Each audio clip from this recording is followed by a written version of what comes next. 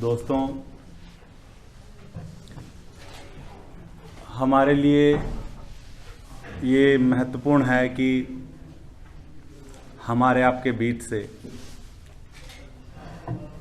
एक रचनाकार है जिन पर आज हम बात करने के लिए इकट्ठा हुए हैं। तो ये एक छोटा सा लेख है जो मैं पढ़ देता हूँ। मंजीत भोला ने अपनी बात कहने के लिए गज़ल विधा को चुना है।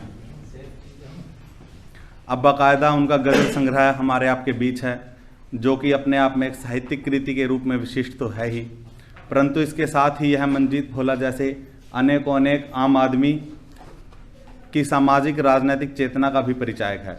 भोला को आम आदमी कहने के पीछे मुख्य कारण यह है कि रचनाकार के तौर पर इनकी कोई विशेष साहित्यिक पृष्ठभूमि नहीं रही है, जिससे कि वो गंभीर साहित्य रचने के लिए निरंतर ऊर्जा प्राप्त करते। अपनी बहर संबंधी जटिलताओं के कारण गज़ल उतनी आसान विधा नहीं है। गज़ल की शिल्प संबंधी बारीकियों पर मजबूत पकड़ के लिए अथक प्रयास तथा वस्तुगत नवीनता के लिए निरंतर संभावनाओं के विकल्पों की तलाश दो महत्वपूर्ण पहलू हैं। जहां एक और गज़ल में वस्तुगत वैविध्य तथा आत्मपरक रोमानियत के लिए बराबर अवकाश है, वहीं दूसरी ओर कविताओं, कहानियों तथा उपन्यास की तुलना में इसकी अपनी सीमाएं हैं। आलोचना की दृष्टि से गज़ल की तरफ ध्यान कम दिया गया है, जबकि हिंदी गज़ल एक संभावनाशील विधा है। गज़लगत संप्रेषण में रचनाकार के पास सीमित शब्दों के लिए प्रयोग के लिए ही अवकाश होता है। इसी में इसकी खूबसूरती भी निहित है। इस संदर्भ में गज़ल के शिल्प को इतने कम समय में साधना काबिले तारीफ तो है ही, वस्तुगत संप्रेषण के स्तर पर दृष्टि का विकास भी दृष्टव्य है। रचनाकार का स्वयं का मानना है कि कुरुक्षेत्र आने के बाद वो देश हरियाणा पत्रिका के संपर्क में आए।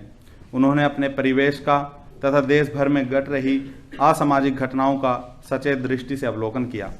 रागनियों से शुरुआत करके उन्होंने हिंदी गज़ल को अपनी बात कहने के लिए चुना। गांव देहात के वातावरण ने रचनाकार की सौंदर्य विषयक मान्यताओं को प्रभावित किया है तथा देश हरियाणा द्वारा आयोजित गोष्ठियों तथा पत्रिका में निरंतर छपने वाली बहसों से उन्होंने वैचारिक गति प्राप्त की। अमूमन यह सुना जाता है कि मैथिलीशरण गुप्त के कवित्व में बहुत बड़ा योगदान महावीर प्रसाद द्विवेदी का था, सरस्वती का है। यह बात पहले उतनी समझ में नहीं आती थी।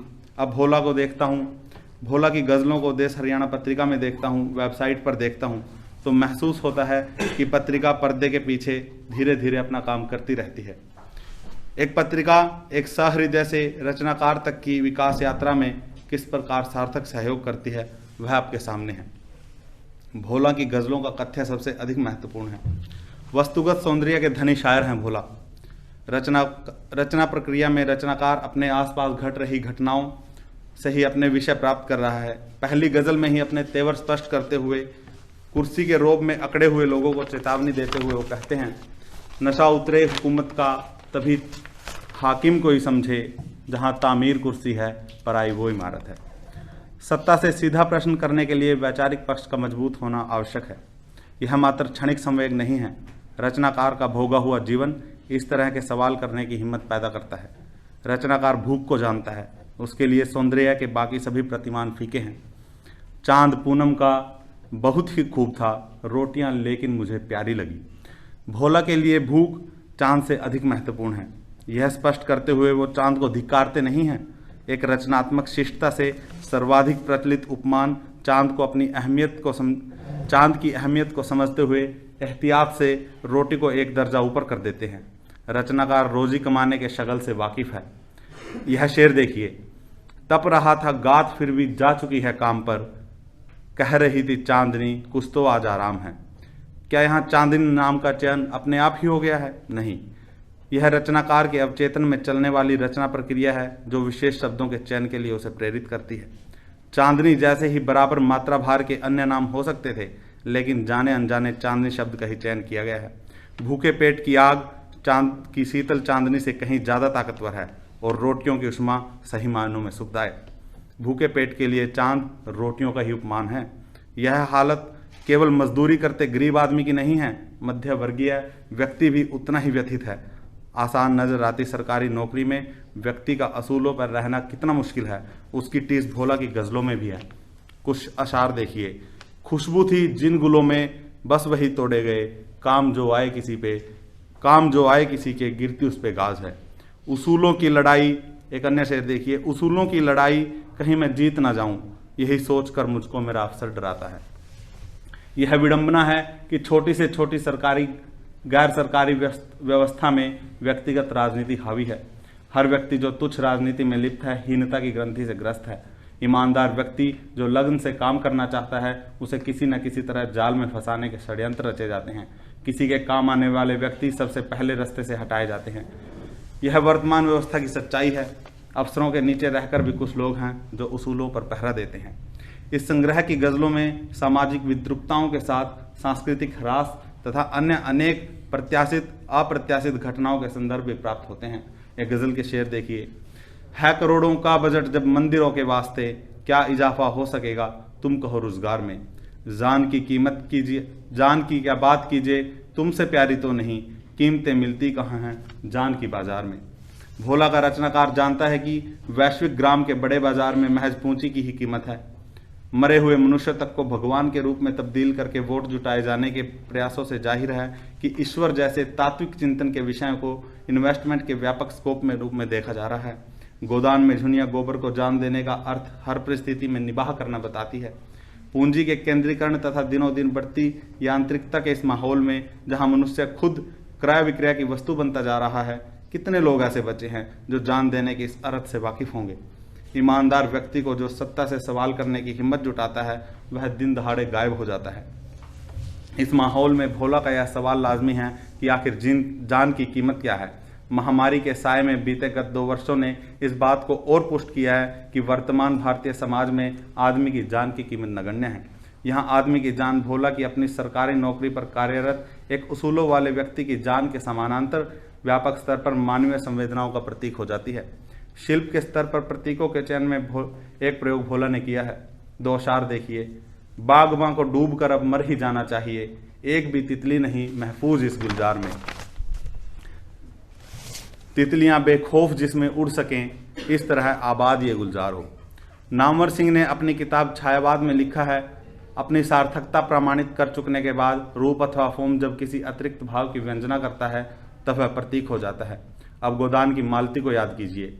उसकी चारित्रिक विशेषता बताने के लिए तितली शब्द का प्रयोग किस अर्थ में किया गया था यह बताने की यहाँ आवश्यकता नहीं है। मंजीत भोला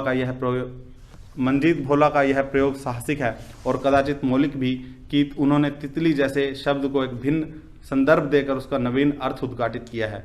उसके रूढ़ व्यंजित अर्थ के बजाय यहाँ तितली देश की बेटी मात्र का प्रतीक हो गया है। बागबां जो कि संरक्षक के तौर पर समझा जाता था, उसका किरदार शक के घेरे में आ गया है।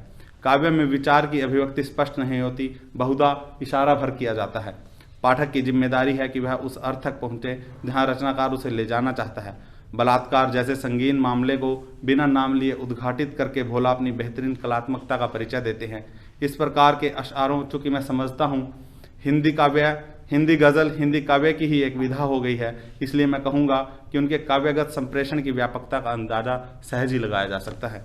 इसके अलावा विरोध के स्वर के लिए भी जिन प्रतीकों का प्रयोग हुआ है, पहले पहल सब अपने आप में एक जीवंत बिंब प्रस्तुत करते हैं। मुसाफिर शाह राहों पे मुबारक हो सड़क तुमको, हमें प्यारा वो रास्ता है जो खेतों से मिलाता है। हर कुआं को नींद अब आ ही जाएगी, बेटियों के हाथ पीले हो गए। चमारों की ये बस्ती है, यहाँ हर प्यास प्यासी है, यहाँ तो भूख भी भूखी ही रहकर पली यारों। जहाँ एक और फूल, फल, बाग, रोटियां, हलदर, पसीना, खेत का रास्ता, तीतर, गुलाब, कांटे, हाथों का पीला होना आदि सब देहात की जीवंतता का प्रमाण है। वहीं देहात की विद्रुपताओं को भी सावधानी से इन्हीं प्रतीकों के जरिए उधेड़ कर रखा गया है। हर कुआं को नींद बेटी के हाथ पीले के होने के बाद ही क्यों आएगी, इसमें ग्रामीण क्षेत्र की भयावहता का चित्रण है। चमारों की बस्ती के रूप में भोला ने तमाम दलितों की बात की है। जाहिर है यह प्यास और भूख जिसका जिक्र किया गया है केवल दैहिक नहीं है, देह से आगे बढ़कर अवचेतना की बात है। इस संग्रह की अधिकतर गजलें किसी विचार विशेष से प्रभावित न होकर सीधे सीधे भारतीय आम आदमी की बात करती हैं। एक प्रगतिशील रचनाकार के रूप में भोला की ऊर्जा का स्रोत जिस परंपरा में है वह उनकी रचनाओं में प्रखरता से मुखर होती है।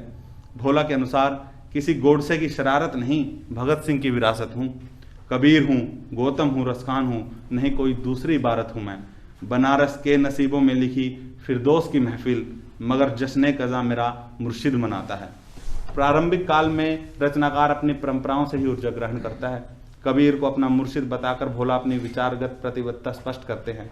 कबीर रैदास से प्रेरित एक आदर्श समाज की परिकल्पना भी भोला के यहाँ दृष्टिगोचर होती है।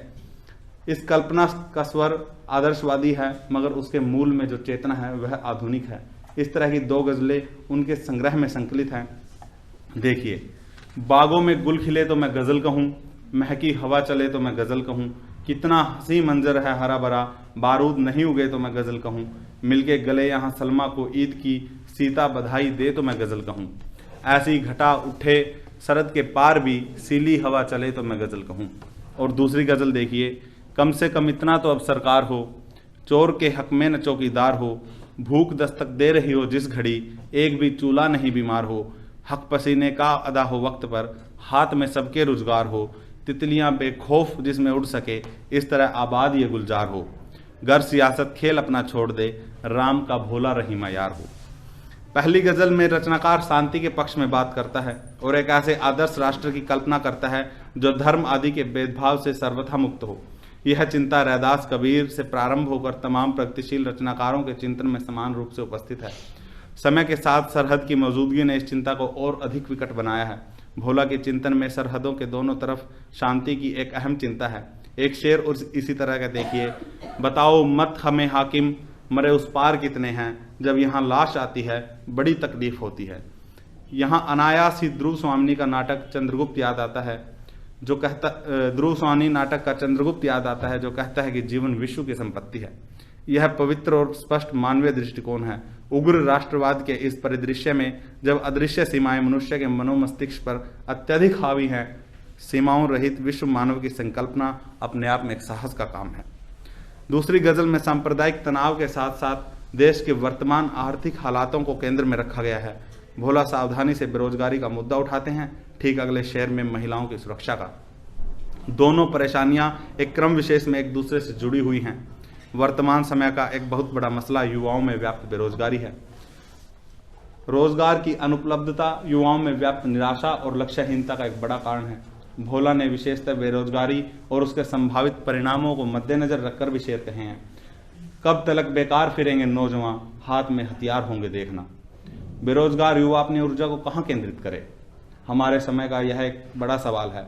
ऐसे में अनेक खतरे समाज के लिए पैदा होते हैं। महिलाओं की सुरक्षा हो या विद्रोह, उसका मूल कारण अच्छी शिक्षा व्यवस्था की कमी ही है।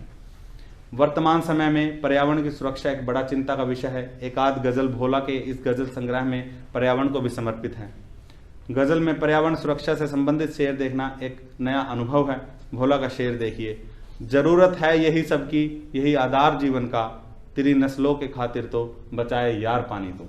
ऐसा कहा जाता है कि पर्यावरण और धरती के तमाम संसाधन हमारी संपत्ति नहीं है, बल्कि यह तो हमारी आने वाली पीढ़ियों की हमारे पास अमानत है।